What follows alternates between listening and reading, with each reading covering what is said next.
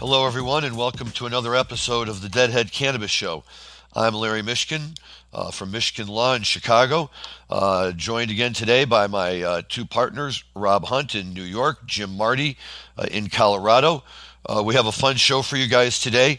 A rare day when we don't have a guest on our show, which gives us a lot of time to talk about some very exciting things. We're going to dive into, in a minute here, the 1989 Dead run at Alpine-Valley, which was their final three shows at that venue, and talk a little bit about Alpine and what it all meant. We have a little talk about the Phish Summer Tour from 1991 lined up, being brought to us by Mr. Hunt himself, who participated on that tour as much as he'd like to share with us. And then we have a couple of interesting cannabis issues we'll get to towards the end. And all in all, it should be a very, very fun show. Jim, welcome. How are you doing? Oh, things are good. We're very excited here in Colorado. We're getting 3 Phil and Friend shows. He's playing some very small venues. He's playing Vail, where Bob Weir just played recently, and then Dillon, Colorado, another mountain town, and then Planet Bluegrass in Lyons, Colorado, which is basically my backyard. So we're kind of excited. Wow. And before that, he's doing a bunch of shows. So at 81 years old, he's still rocking. That's what I love. That you can't beat that when you're in the right place at the right time, and you can see 3 or 4 or 5 shows just, by spinning in any direction you want. So that's a lot of fun. That'll be good. Rob, how are you doing? I'm fantastic. Hanging out here, went crabbing with my son this afternoon. Low tide was perfect timing, so we went after some blue crabs and green crabs, which makes for a great summer afternoon. If you're not out seeing music, playing with your kid on the sandbar is about as good as it gets. And will that be dinner tonight? The blues got away. You can't eat the greens. We got a bunch of greens, but the blues have paddles on them, so unless you have a net, they swim faster than you can put them in the bucket. So not tonight. We did eat 2 blues the other night, though. Okay, wonderful. Very good. Well, that's a fun experience. Good for you. So let's dive right into this 1989 Alpine. Alpine Valley, for those of our listeners who don't know, was the quote-unquote Chicago stop on the tour every year, even though it was located about an hour and a half north of Chicago. That's more like 3 hours on days when there were shows there. If you hadn't gotten up there early, the traffic jams could be pretty brutal because the only access off of the freeway was on the 2-lane backwoods Wisconsin highway roads. And we always used to get a kick because you would take Route G to Route D, and we thought that was very clever about a way to get over to Alpine Valley. But it was a beautiful place. It had a really, really nice pavilion as far as pavilions go, with a good pitch so you could see the stage well from anywhere with great sound. A wonderful hill that steeped up just enough that you could get a pretty good view of the stage even from up there. And if you just wanted a place to hang out, that was a fun place to be. I'm not going to say easy in, easy out, because it really wasn't, and we had some monumental traffic jams there, but I guess that was all just part of the fun. But in 1989, the Dead pulled back into town for 3 shows, and it was a great time for them. Jerry was back at full strength and really rocking, and the Dead had a lot of things set up ahead of them, including some epic shows that they would play on the East Coast in October. And to some degree, these shows at Alpine Valley, for the well-initiated and those who were paying attention, provided a little bit of a clue. Rob, can I toss it to you to pick up on that thread? Yeah, I mean, if you look at what happened in the fall of '89, I think Hampton's kind of the culmination of everything that was leading up to that in '89, where you started having some of the songs brought back, including "Death Don't Have No Mercy" and "We Bid You Goodnight," which happened at Alpine. That ultimately ended up with bringing back a Dark Star and bringing back all of it kind of together, both at Hampton, then later at Brendan Byrne, and then once again in Miami. So if you think about '89, that was the year that Garcia was long hair, playing the MIDI. All sorts of really, really fun, Foolish Heart second set openers. But it was also the year they brought back just a ton of old stuff that no one thought they'd ever see again. And if you're picking the spots that happened, there's a little bit of a glimpse on Spring Tour, on that Midwestern Spring Tour. And then you got it again in Alpine, and then just it exploded in the fall. But the Alpine shows are really the end of the summer tour. Prior to that fall run. So, in my mind, this is kind of what was setting the stage for what was to come 3 months later in October. Good points, Rob. Very well spoken and said. Jim, did you have a chance to catch any shows on the '89 summer tour? Yes, I did. They had outgrown Red Rocks. '87 was their last shows at Red Rocks. So they did some Mile High Stadium shows, which we're not that good, I have to say, because Mile High Stadium's our football stadium, 60,000 people, and they maybe had 20,000, 15,000. So it kind of felt awkward being in a stadium that was three-quarters empty. But Santana opened for that summer '89 show, and it was fun. But for me, it wasn't one of my best shows. Okay, well, by the time they rolled into Alpine Valley, they were in full form, and only Mother Nature kept it from being absolutely perfect. It's a run that's known for a lot of torrential rain, both Saturday and Sunday night. We got a little bit of rain on Friday night too, as I recall. But it just was a wicked send-off, if you will, from Mother Nature on the way out the door. And they got just enough people up there that actually had the story is the next year. The company that ran Alpine Valley, based out of Milwaukee, decided that they would try to make friendly with Walworth County, where Alpine Valley was located, and they agreed to shift the Grateful Dead away from there and wouldn't let them play there again, they said. So the next year the Dead wound up playing down at Tinley Park, which was a little bit of a disaster just because it's probably as great of a place as Alpine Valley was. My feeling, at least, about Tinley Park was it was just as bad. It was not a very well-designed shed. It was in a terrible location, and if they could have kept playing at Alpine Valley, it would have been a lot of fun, traffic jams and all. Sounds similar to my disappointment with the Mile High show. After, you have these great shows at these beautiful aesthetic amphitheaters, and then, they outgrew them. By the end of the 80s, the Grateful Dead were as big as baseball by that point, and they're getting huge crowds, but still not quite filling stadiums as happened in Denver. But so I understand your complaint there with the change of venue. Yeah, we had all, and before that, one year, 1983, in the midst of all of that, they played their summer tour at Hoffman Estates, Poplar Creek, which was a beautiful venue. It was a lot smaller than Alpine Valley. It was a lot closer to where we all lived, and we loved it there. But that was just one summer, and then the next year they were back up at Alpine. But this was a great run, and all of the shows were great. Rob, I'm assuming that you were at those shows? '89 Alpine, I was not there. The only shows I actually caught that summer tour were July 7th and 8th at Giant Stadium, which were also torrential downpour nights. And if you remember, I don't know if you were at those, Larry, but those nights in Giants, they actually had to stop the show in the middle of the first set one of the nights because lightning was hitting the stadium. So there was a period there where the band left the stage, and it was really similar to the show we talked about last week, where it was almost half a set and then another half set.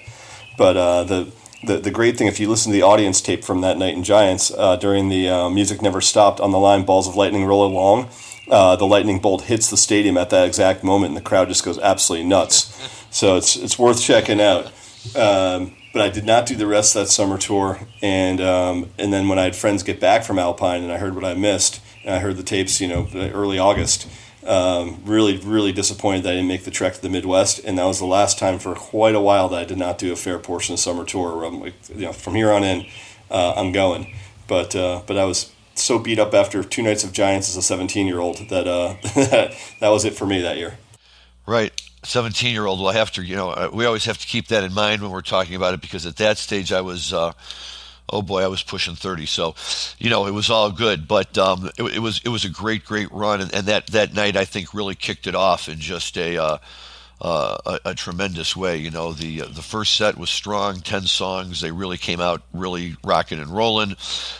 Anytime you could push past 8 songs in the first set, I felt like it was a good night for Jerry, so I was always excited about that. Music Never Stopped was always a traditional Alpine Valley song, the whole cornfields thing. And on the drive up from Chicago, half the way you're driving through cornfields. So it was very appropriate. And that was always fun, too, on Route 51, cutting over from the highway to just past Lake Geneva to where you would turn north to head up to Alpine Valley. Along that road, there were all sorts of farm stands set up. And the ones that always drew the biggest crowds were the ones that were selling mushrooms. And I always got a chuckle out of it because I assumed if they were selling mushrooms that they were perfectly legal, regular mushrooms. But there must be a lot of deadheads figuring if they're on their way to Alpine Valley that maybe they were the other kind. So it might have been, interesting to be a fly on the wall watching those cultures bump into one another. But I digress.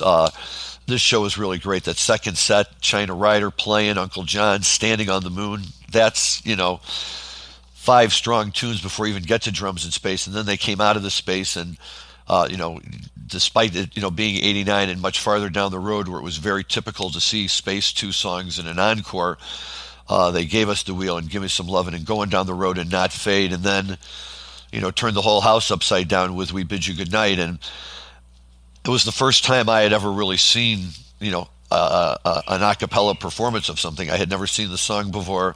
I had never seen Phish do any of their a cappella tunes, and I thought it was just great that they went up there and they belted it out, and the crowd sang right along with them. It was a great moment.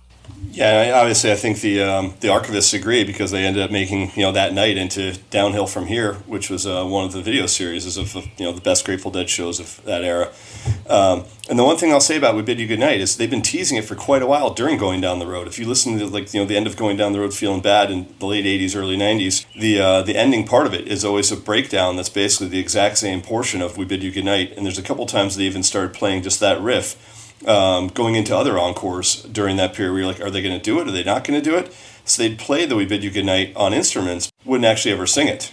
Right, which was, a very popular thing that they used to do. So, they would tease lots of tunes without playing them, and how many times were we at a show where we swore to God that in the middle of whatever jam they were in, they were one note away from spinning into Dark Star, and only to have them spin in a completely different direction. And then you turn to somebody, did you hear that, or was it just me? No, I heard it too, that, they're screwing with us. They're going this way instead of going that way. But this is, the way the song starts, even in its a cappella, they just walk up and just start singing. And I think the crowd, you can tell by the reaction of the crowd that they really appreciate it. It was great. Dan, do we have a clip of that tune today for us to listen to? Lay down, my dear brothers, lay down and take a rest. I want to lay my head upon your Savior's breast. I love you, oh, but Jesus loves you the best. And I bid you good night, good night, good night. I was just going to say, Jerry loved those old gospel songs. I've been listening to some Jerry Garcia out in my barn, and it's amazing how many of those he does. Swing Low, Sweet Chariot, Walking to the Promised Land. Yeah. Lucky Old Son. Lucky Old Son, yeah. So I'm not surprised that they finally did break that one out for us. And what I love about it is, people have to remember that, we're picking this up from an official recording. So, this is not an audience tape. So when you hear the crowd screaming in the background, that's the crowd screaming loud enough to be heard over the singer singing into the microphone. And, from the audience perspective, it was very loud indeed, which was, the typical type of reaction you would get when the Dead would break out something like that, if for no other reason, I think just evokes images of late 60s, early 70s Dead, when We Bid You Goodnight would be very standard fare for them and, part of the whole music scene they were creating at the time. I think you just nailed it too, because for me, the litmus test of how loud the crowd was at any given show is if you can actually hear the crowd on a soundboard where it overpowers anything they're doing to try to mute out the crowd and it's still there. There's very few times where on a soundboard you can actually hear the crowd still that loud. And obviously, I think Hampton, 10/8/89 is probably the most obvious example, or 10/16/89 from Brendan Byrne being the other ones where it's just, when they heard the Dark Star notes, it was just so unbelievably loud. Or the 1988 Ripple from Cap Center. Those are the ones I always think of, that when those got broken out, it didn't matter how much they were trying to dull it down at the soundboard. There's no way that audience noise wasn't getting through. It's true, yep, and the whole history of them. Jim, did you ever have a chance to hear them play that tune? Not live, no, but I know what Rob is talking about. I called it the howl. Oh, yes. At the end of a particularly good sequence or an end of a set, the audience would actually just howl.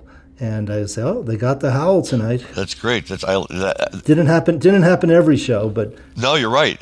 But that's very descriptive. They would just whip the crowd into enough of a frenzy that they drown out the band for a minute or two. That's very accurate. That's true. So, those were the good nights. So I did get a bunch of them. I think I saw either 4 or 5 Bid You Good Nights, which is relatively decent for kind of how few times they played it from '89 to '95. That is good to see it. But that's just a good example for all you kids out there who want to know how to hear the tunes. Go on tour. Speaking of '89, That was the year they did the follow-up to In the Dark, which of course had the huge, I don't think it made number one, but top 10 hit, Touch of Grey. And then the album that followed that, that's where Standing on the Moon came from, and Foolish Heart. Built to Last. Built to Last, which turned out to be the last studio Grateful Dead album. Correct. I believe that's correct. So yeah, 89, they were still riding the wave of the popularity of Touch of Grey. You know, back in 87 and 88, you could barely turn on an FM radio without hearing Touch of Grey. And unfortunately, that's why they couldn't play at places like Alpine Valley anymore. I think that they said that, I read that for the 89 Alpine shows, on the first night, they had 60,000 people who showed up. The place at best held maybe 35, 36,000, maybe 37,000 people. So it was almost double the capacity of people who showed up, most without tickets. But they would get there early and take up all the parking spots in the lot. So the lots would be full, and the people who showed up with their tickets later to go to the show wouldn't. So the farmers who lived across the street or half a mile down did very well for themselves, renting out their front piece of their property to let people park on their lawns. But then it turned into a little bit of a hike. Not a terrible hike, but, enough of a hike. And I think at that point they just said, that was the last year there. I think 89. It was. Last camping and vending in the lot. They shut it down after that, and that was when they started going through the parking lot and, taking people's tents down. And it became relatively combative between Grateful Dead security and Grateful Dead team and the fan base. But it was, basically over popularity. And venues were like, look, we're not going to have you back if you guys, keep this up. We can't host you anymore. We can't accommodate. What was Deer Creek's last year? Well, they played 95 at Deer Creek, so there was camping really close to Deer Creek, but technically in the parking lot you weren't meant to camp. There was a couple places that still allowed for it, like Buckeye had an adjoining campground where you could basically camp. Right. Landover at the Cap Center, you could actually walk to a campground from there as well. So there were venues that had camping that were like close enough that you could just walk right through the lot to get to them. But technically you couldn't camp anymore in the lot, and technically you weren't supposed to vend in the lot anymore. And once they realized that was untenable is when everything sort of got sequestered into one area where they said, all right, we're going to open up gates early and you guys can all set up Shakedown Street. And that was basically just, we're going to keep you in one contained area, but we don't want vending in the rest of the parking lot. So yeah, they had to move on. And it's too bad, because Alpine was great, and the early years when everybody just set up their camp and their tents everywhere, and it was a whole scene all day and all night.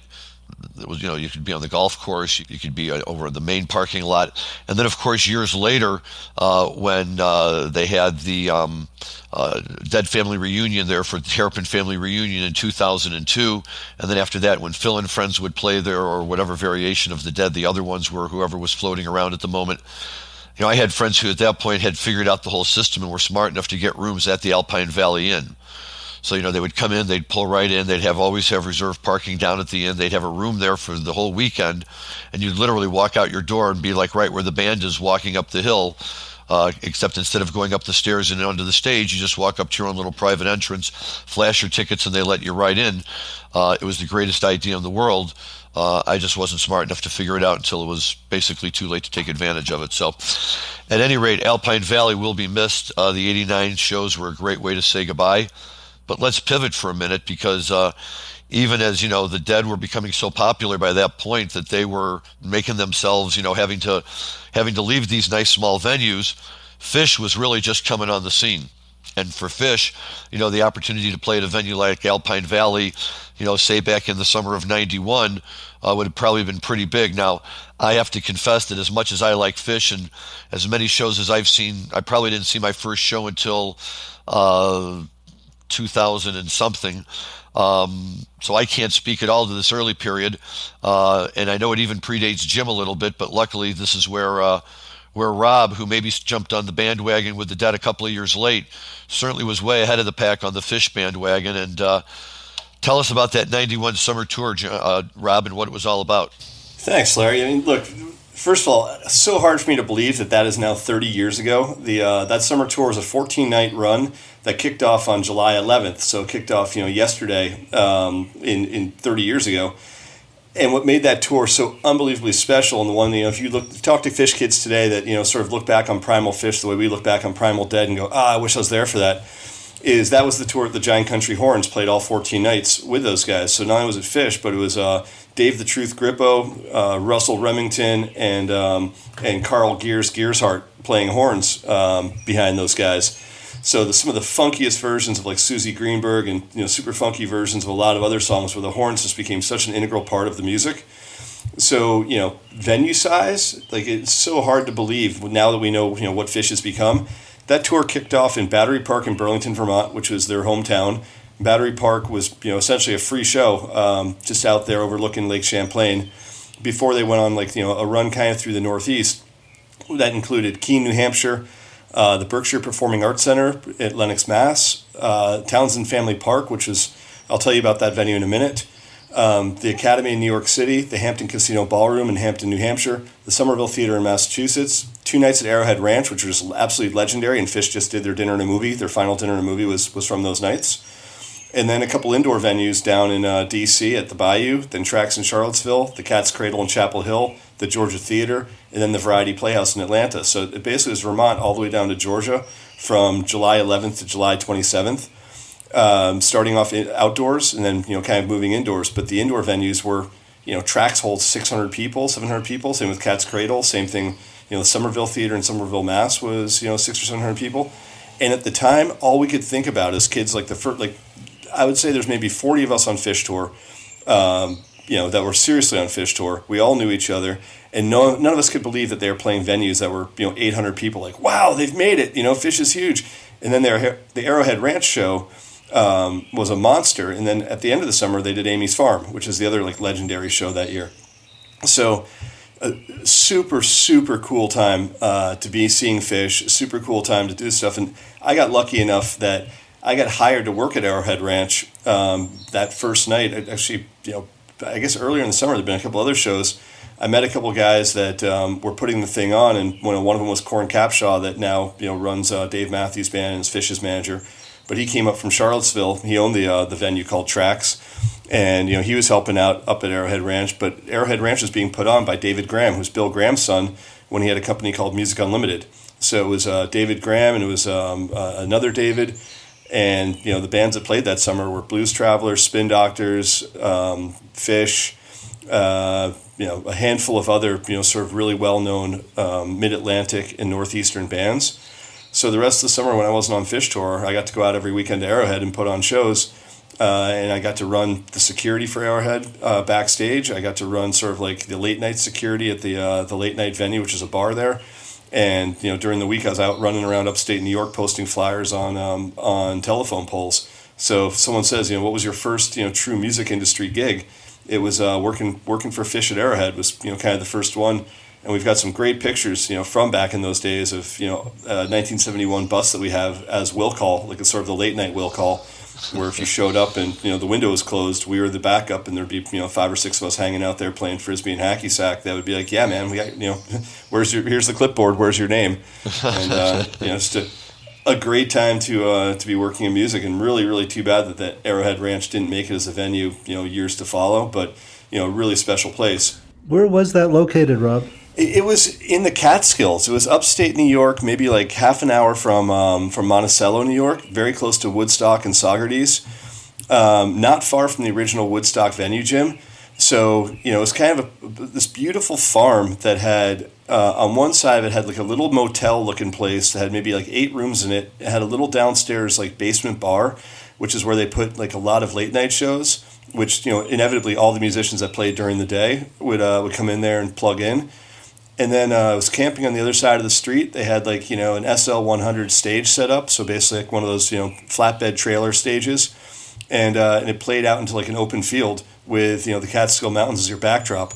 So just really, really cool spot to spend weekends. And I'm trying to think of kind of what I'd compare it to, but not too many spots in the West that you would know that would be a good comp. The other place on that tour that was just amazing was the Townsend Family Park in Townsend, Vermont, which is, as the name says, it's a local town park in Townsend, tiny little town of 2,000 people. And it had a river that ran through the venue with a little bridge that went over the river, where literally like, half the audience was naked, out playing in the river. There was kegs inside the venue. There was nitrous tanks inside the venue. It was literally anything goes. Bring your dogs, bring your friends, bring your kids, bring your substances. Get naked, and it would be like going to see a show on like French's camp on the Eel River. It's probably the best description, but in Vermont instead of in Northern California. So I'd gone the year before to Townsend when they played there in June. It was an amazing time. I brought a whole bunch of friends. We partied like 10 of us went up there, and the next year I think like 20 of us went up, and How much of a following did Phish have at that time? They didn't. They had a bunch of diehards from Burlington, but as far as who was going on tour, as I said, there was maybe 40 of us, and we all knew each other.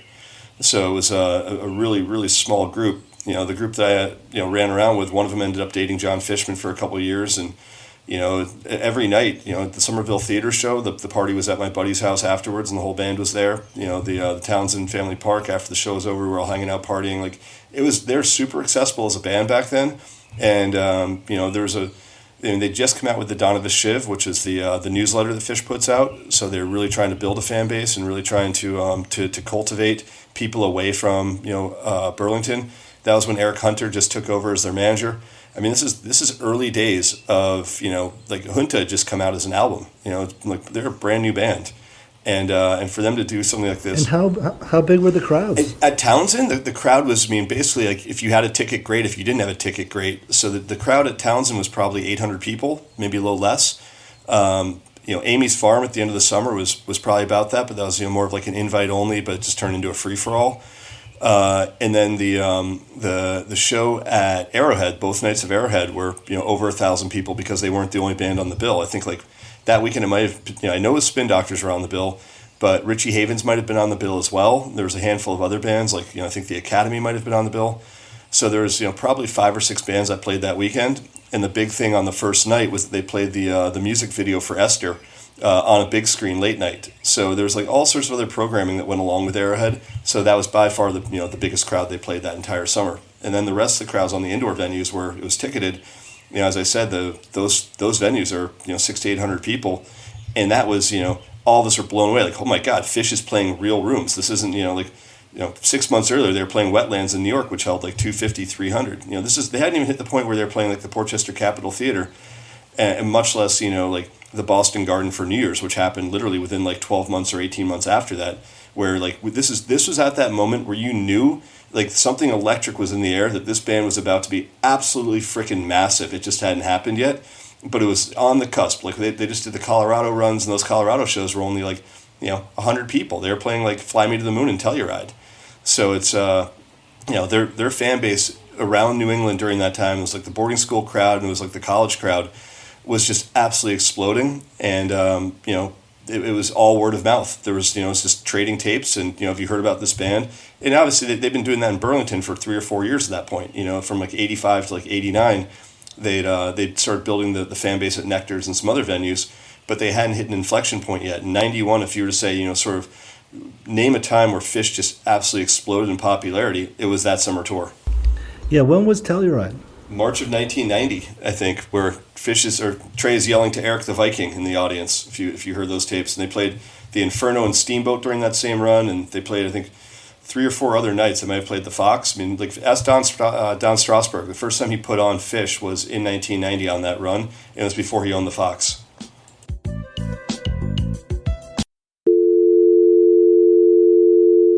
This is a sound that cannabis companies hear when they try to place an ad on Facebook, Twitter, or Google. The tech overlords' arbitrary discrimination against our industry is unfair, but until they change their restraint of trade policies, we need an alternative way to share our message with our customers. Cannabis podcasts are one of the last advertising platforms not controlled by the tech monopolies. And for as low as $9.99 a week, cannabis companies have the freedom to play their uncensored commercials to customers around the world. Don't let the tech bosses dictate how you run your business. Go to PodCONX.com, that's PodCONX.com, and for just $9.99 per week, you can go from this to this.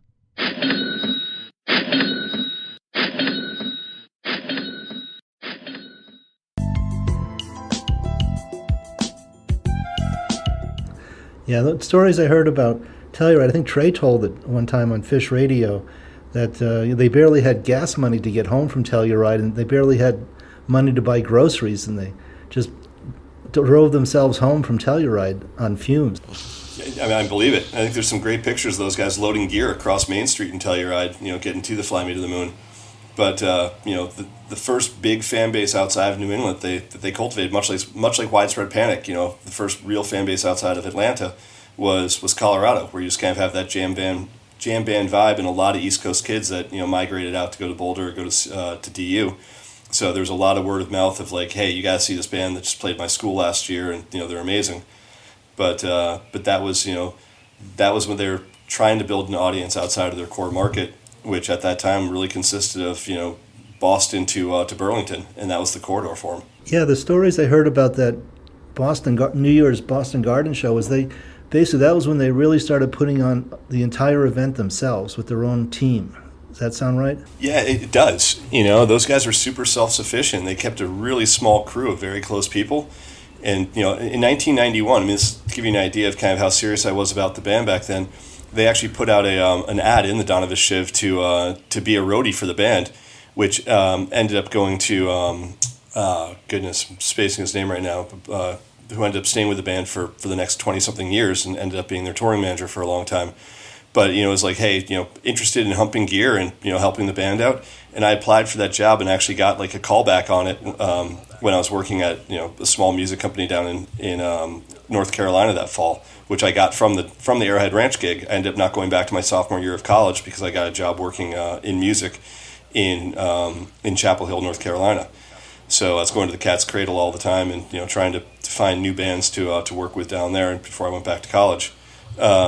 But at the time, Phish's crew consisted of maybe 8 people, outside of the band, and that included ticketing, that included dry goods and merch. It was next to nobody that made up that family. And now we're going to have three nights, 30,000 a night, 90,000 people, and everyone tells me it's going to be a tough ticket to get at Dick's here for Labor Day weekend.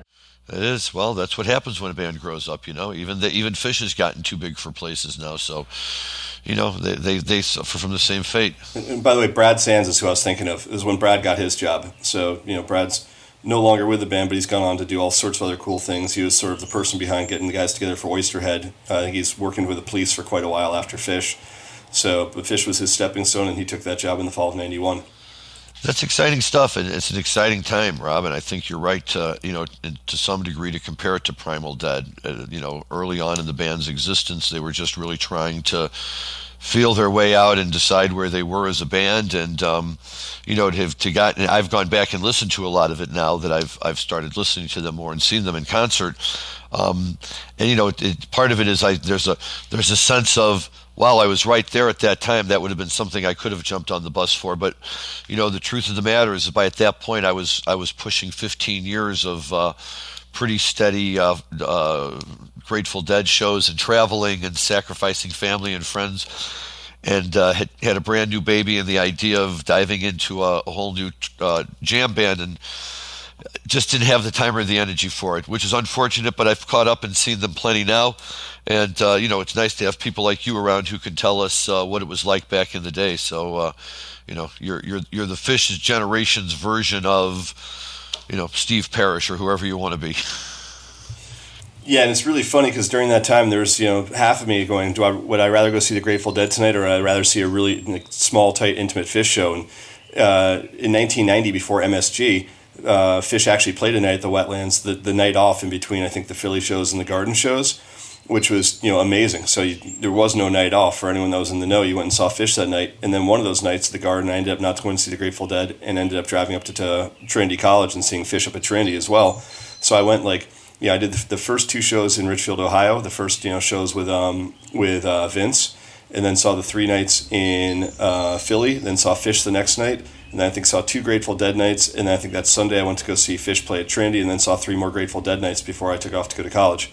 So that was you want to talk about just an insane run of music. It was just amazing. It's 2 Phish and 11 Grateful Deads. When'd you pack?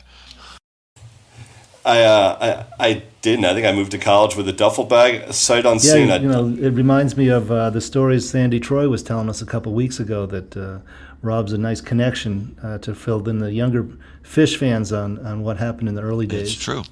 It's true. A lot of the Phish fans who dived in early look back at that period just like we look back at the late 60s, early 70s period of the Dead, and it's nice that we know people in our generation who were there and who were part of it and got to see it all unfold. And I guess it's just a great way of saying that there's nothing like summer tour.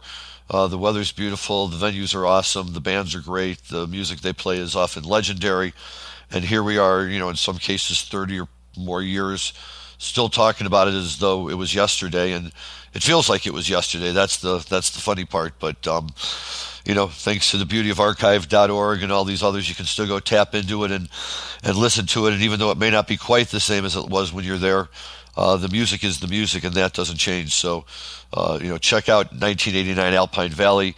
Check out Downhill From Here. It's a great video, and it really is a fantastic compilation, mostly of that show, a few songs from some of the other nights on that run. And by all means, get your hands on as much early Phish as you can and listen to it as much as you can. It's great stuff. In the few minutes we have left, let's shift over to the other side of the coin for us here on the marijuana side. Guys, it's kind of funny because here we are in 2021, and marijuana is legal in so many places. And even though many of us maybe always kind of took it for granted to some degree, the rest of the world, I think, is finally beginning to catch up and say, it looks like marijuana is here to stay regardless of how you feel about it. And with that implies kind of an understanding that this means adults are going to use it, and it's available for all adults to use whenever and however they want.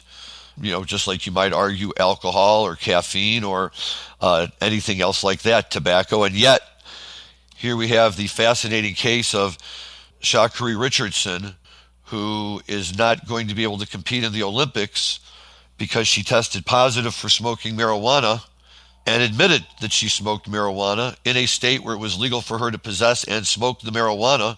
And the reason why was because she was mourning the loss of it was either a family member or a close friend. I don't remember exactly what. And she found that rather than going out and having a few drinks, the marijuana was much more helpful to her, helped her relax more and kind of maintain. And yet then, of course, we all know that it can stay in your body a little longer than you would like. And it showed up. And for that reason, after a lifetime of training, she's out of the Olympics. Rob, what are your thoughts on that? Look, it's rare that I really soapbox an issue. Try to do the best I can to be an even broker and understand that there's people that are still anti-cannabis. But it's as simple as this. Let her run. There's no other way to look at it. Let this woman run. She's trained her entire life. It's not a performing-enhancing drug. There's no anti-doping policy that would ever say that the cannabis is going to improve your performance. She was mourning the loss for her mother. It wasn't a close friend. It was right after she heard that her mother had passed away. This is an inspiration in every other way to every single kid out there who has trained her entire life to be the absolute best at what she does, who is very likely going to bring a gold medal home for the United States. And you're going to keep her off the world stage for smoking cannabis where it's legal in the state she does it. Something has got to change, because it's a miscarriage of justice at every single possible level that this woman's not able to compete. And so anyone that has any influence or can call anyone, by all means do. I think at this point it's too late. She's already come out and said, I don't think there's any chance I get to run the Olympics. Anyone that's paying attention and anyone's sort of looking at what the Biden administration response to this was, Joe's response was very, very well worded of, the rules are the rules and those are the rules, so you have to follow them. But maybe it's time we re-examine the rules. Okay, that's great. But the Olympics are on July 23rd, right? And for this woman not to be able to get up there and bring it home for us, there's no other way to say it outside of please let that woman run her race. Now, do you think that decision's final? It seems like it is, yeah. I mean, it's the point that she seems to have accepted her fate. There's a lot of talk about the same day she should just have her own 100-meter race just to prove to the world, had I been there, I won. By the way, every other athlete out there, if they're going to take home a gold, they don't want to take home a tainted gold. They don't want one where they say, I would have been second, but for Sha'Carri Richardson not competing. They want to know they could win on an even playing field and have taken it home themselves. It's not like she was using the human growth hormone. It's a one time uses cannabis to mourn the death of her mother, and then a month later doesn't get to run a race. Everyone out there that takes gold, silver, or bronze is knowing they're doing so without having the true field actually running, and that's nobody wins there. Jim, to answer your question, there was a big article the other day, yesterday or the day before, that the U.S. Olympic Committee submitted its formal list of participants, and she is not on the list to participate in the relay race in which she runs. So she's out. And, I'm not sure that there's very much that she could do, even if she wanted to do anything. But it's very unfortunate because we mentioned a number of others on the way in. They're not going to disqualify you if you drink coffee. They're not going to disqualify you if you go out and have a drink of alcohol. They're not going to disqualify you if you smoke cigarettes. But if you smoke marijuana, which is safer than any of those other three, and probably less performance enhancing than any of those other three, if there's any performance enhancing value at all, and in all fairness, I have heard that ultra athletes, triathletes, marathon runners, that for them it might give a slight advantage in the sense that it helps their mind focus better when they're out in the midst of a 26-mile or 100-mile run or bike ride or whatever they're doing, but that's obviously not the case here. And I think you're right, Rob. Nobody has ever suggested that marijuana will make anybody faster, more explosive out of the blocks, have a stronger kick, or anything like that. And for people who have, smoked marijuana and then gone out and tried to perform, for most people, I think, the result is, wow, this isn't, if I really want to be at peak performance, maybe smoking marijuana right before I go perform isn't the best way to do it. And in this instance, she did something that an overwhelming majority of Americans believe to be legal and normal and not worthy of punishment on any level, except that the World Olympic Committee and the U.S. Olympic Committee see it differently. And that's really the tragedy here. Like you say, a woman who has trained her whole life for engaging in perfectly legal activity is now going to lose the chance to live her lifelong dream and represent her country. And she's not the only one that loses. We all lose. All of us who are fans of the USA, all of us who are fans of track and field, all of us who are fans of the best competing against the best, we're all deprived of that opportunity. And while it's easy to point the finger at her and say, hey, the rules are the rules, and you should have known the rules, and there is, on a certain level, I suppose, a truism to that. But the problem with that is that when those rules begin to encroach on conduct and activities that all the rest of us just take for granted now, and nobody's going to accuse me of being performance enhancing if I smoke a joint before I walk into a courtroom. Nobody's going to think the same of Jim if he gets stoned before he walks into an audit. In fact, in any of those instances, it would probably be seen as professionally unprofessional or even unethical, and that kind of a thing, but certainly not performance enhancing by any sense of the word. And it's just disappointing to see that at the end of the day we do get this result that just feels wrong. Yeah, and looking as a point of clarification, Larry, that's the relay race was her second event. She was going to be the anchor of the relay, but primarily she's a 100-meter dash sprinter, and she won the U.S. trials. She ran up 10.86 in the trials and was clearly the leader of not just who would be running for us for the 100-meter dash, which is a pretty coveted title, but she also would have been the anchor runner for the relay race. And then to add to what you're saying, if you look back in history, Ross Rebagliati, who was a snowboarder, a snowboard racer back in 1998 at the Vancouver Games, he tested positive, and after winning the gold medal, and was stripped of the gold medal, and I'm not sure if it ever got reinstated. I have to look into it. And he got obviously all the jokes. Instead of Rebagliati, start calling him Nickel Bagliati. But and now Ross has his own cannabis brand in Canada and has done very well, sort of capitalizing off the reputation he had. But that's different. Snowboarders kind of have the reputation where like smoking weed is cool. Sprinters don't get that same latitude. But you look at a ski racer like Bodie Miller, who went out there and talked about being absolutely hammered drunk, going into some races that he won. And I don't understand how you can be a drink where it's not performance enhancing and still be able to maintain your eligibility, but you can't do that as a professional athlete on U.S. track and field. I mean, if you look at like the 1970s for the NBA players, those guys played high all the time, and now the NBA I think doesn't even test for cannabis as a result of so many of their players using cannabis. So the whole thing is such a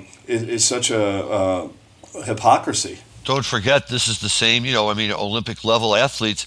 They were the same ones who persecuted Michael Phelps, who, after he won so many gold medals for the U.S., God forbid, happened to be in a picture with a bong. Not even a round performance at the time. But we, especially on that level, still have a very, very strong negative reaction, official negative reaction against any kind of a drug, and especially a drug like marijuana, I think, which is still perceived as being illegal, immoral, improper, and now apparently performance-enhancing as well. But like you say, most of the other professional leagues have made accommodations for the fact that it is legal and it is common, and that it's something that athletes enjoy, and it helps them relax, it helps them recover, and hopefully, at the end of the day, Sha'Carri will serve at least at a minimum as a call to action and a call to arms for people to step up and say, this isn't the right way to do it. And at the end of the day, we have to be more meaningful of the societal times in which we live and what people do and don't accept in our society. And somebody should never be punished for engaging in otherwise lawful activity. Yeah, I look at this the same way I look at Ricky Williams, who gave up his NFL career over cannabis and has been a great advocate for cannabis since then.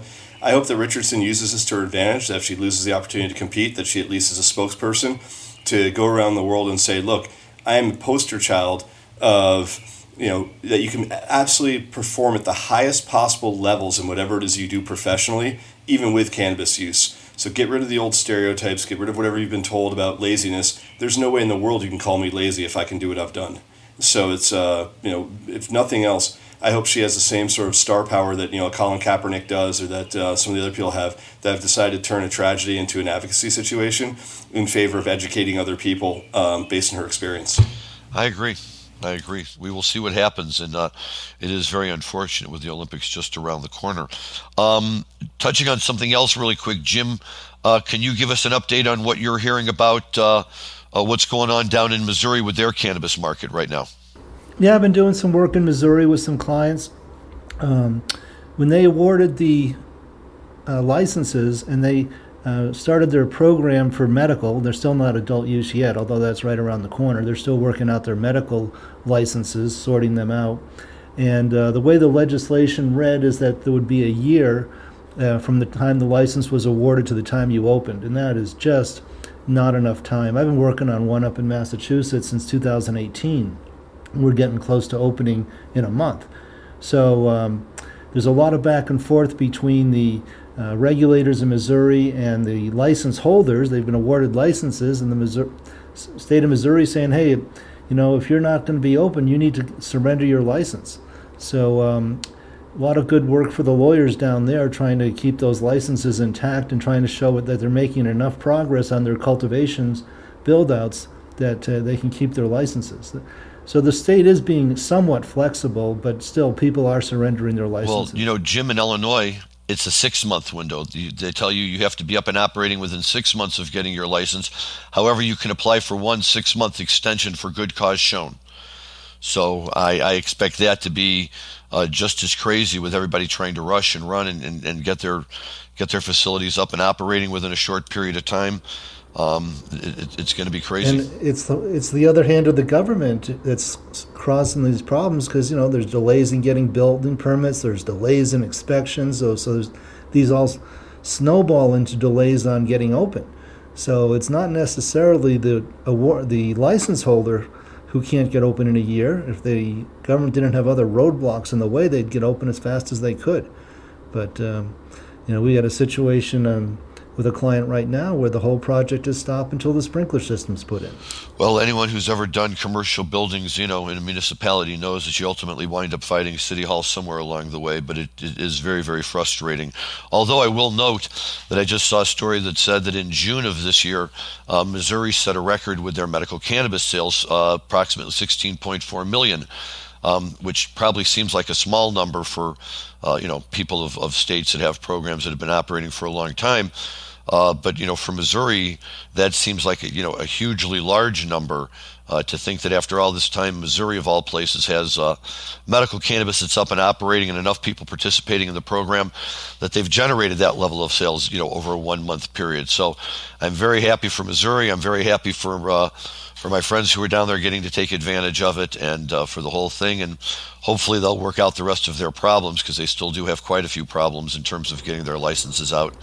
But at least they're on their way. Yeah, I don't have any statistics today, but the proportion of the population that's eligible for a medical marijuana card is significantly higher in Missouri. There's a lot of obesity, there's a lot of heavy tobacco smoking, a lot of really good food, but good food that's high in saturated fats. So Missouri has a higher issues with health than other states like us skinny people here in Colorado.